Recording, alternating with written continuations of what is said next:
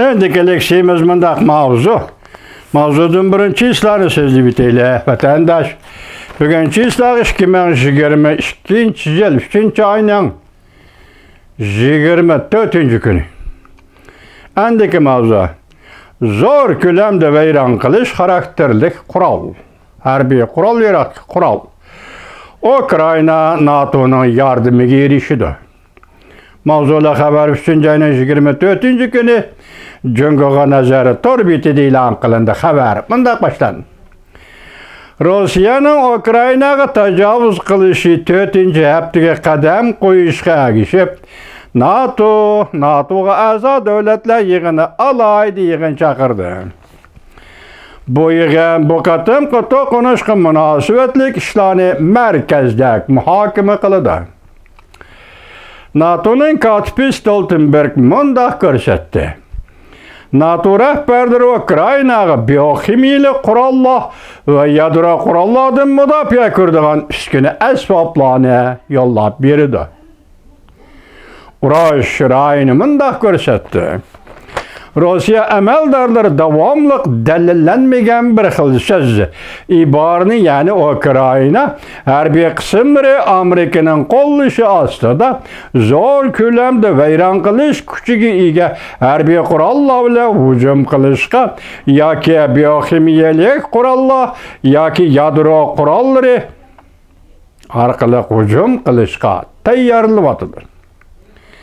Deydigan so'zlarni so'zlayotdi Rossiya taraflari.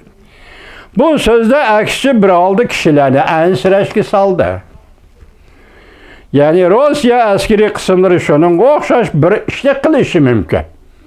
Rossiya yuqoridagi dedi, demak Rossiya askariy qismlari shunday bir ishni qilishga tayyorlik qilayotgan bo'lishi mumkin.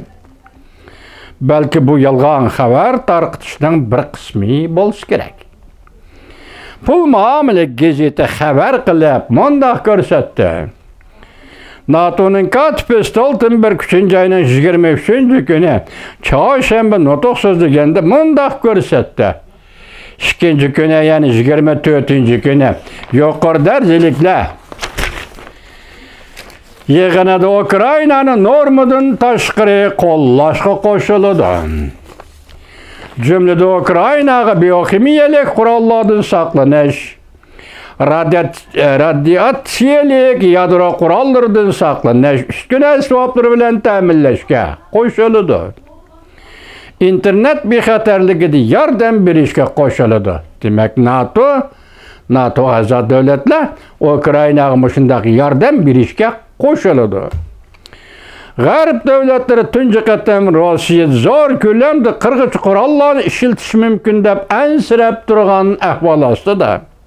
Bu tadbir NATOga a'zo davlatlarning tunji qatam Ukrainaga zo'r ko'lamda qirg'ich qurollarga qarshi turish uchun moddiy buyumlar yo'llab berganligi bo'lib hisoblanadi. NATOning kotibi Stoltenberg mundaq ko'rsatdi.